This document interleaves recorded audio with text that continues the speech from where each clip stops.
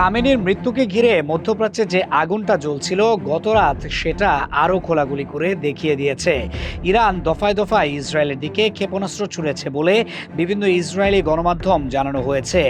1 ঘন্টার ব্যবধানে অন্তত 3 দফা হামলার খবর সামনে এসেছে। তেল আবিব, হাইফা, জেরুজালেমে সাইরেন বাজে, মানুষ ঘর ছেড়ে দৌড়ে বাংকারে নেমে যায়। শহর জুড়ে আতঙ্ক ছড়িয়ে পড়ে। যারা রাত জেগেছিল তারা আকাশে ইন্টারসেপ্টর মিসাইলের ঝলকানি, বিস্ফোরণের শব্দ আর সাইরেনের একটানা কাঁপুনি দেখেছে, শুনেছে। পরিস্থিতি এমন জায়গায় দাঁড়িয়েছে যে ইসরায়েলের ভেতর স্বাভাবিক রাত বলে কিছু থাকছে না। রাত মানেই সতর্কতা, দৌড়, লুকানো আর পরের আঘাতের অপেক্ষা। ইসরায়েলের সংবাদ মাধ্যমগুলোর দাবি অনুযায়ী ইরান গভীর রাতে নতুন করে মিসাইল নিক্ষেপ করেছে। বিশেষ করে দক্ষিণাঞ্চল জুড়ে সতর্কতা সাইরেন বেজে ওঠে এবং বাসিন্দাদের আশ্রয় কেন্দ্রে যেতে বলা হয়।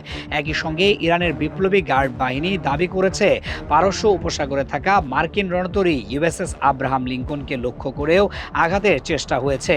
তবে মার্কিন পক্ষ থেকে পাল্টা বক্তব্য এসেছে। তারা বলেছে রণতরী অক্ষত এবং স্বাভাবিক কার্যক্রম চালাচ্ছে। দুই পক্ষের এমন বিপরীত দাবির কারণে প্রশ্নটা আরও বড় হচ্ছে, এই সংঘাতে আসল ক্ষয়ক্ষতি কতটা এবং কোন তথ্যটা মাঠের বাস্তবতা, কোনটা চাপ তৈরির কৌশল।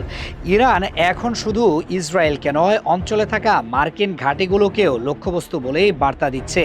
কাতার, Bahrain, Jordan, Oman, Kuwait, Saudi Arab, সংযুক্ত আরব আমিরাত সহ কয়েকটি দেশে বিমানবন্দর, আবাসিক এলাকা, হোটেল বা সামরিক স্থাপনা ক্ষতিগ্রস্ত হওয়ার খবর ঘুরছে। কোথাও মার্কিন সেনা হতাহত বলেও আলোচনায় এসেছে। কিন্তু এই মুহূর্তে বড় সমস্যা হলো বেশিরভাগ দেশই একসঙ্গে সব তথ্য খোলাসা করছে না। ফলে একদিকে প্রচুর খবর ছড়াচ্ছে, অন্যদিকে অফিসিয়ালভাবে কতটা নিশ্চিত করা যাচ্ছে সেটা স্পষ্ট না থাকায় অস্থিরতা আরও বেড়ে যাচ্ছে।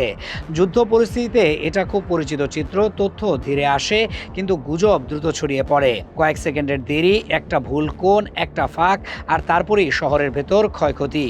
এর মধ্যেই আরেকটি দাবি সামনে এসেছে। সীমান্তবর্তী একটি রেজিমেন্টের সদর দপ্তরে ইসরায়েলি হামলায় 40 জন ইরানি সেনা নিহত হয়েছেন।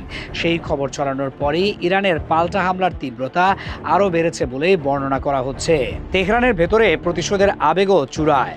জামকারান মসজিদে লাল পতাকা উত্তোলনের প্রসঙ্গ টানা হচ্ছে বারবার, কারণ ইরানের রাজনৈতিক ভাষায় এটি প্রতিশোধের প্রতীক হিসেবে পরিচিত। মানে এই সংঘাতকে তারা এখানে থামাতে চাইছে না, বরং বার্তা দিচ্ছে সামনে আরও ধাপ আছে।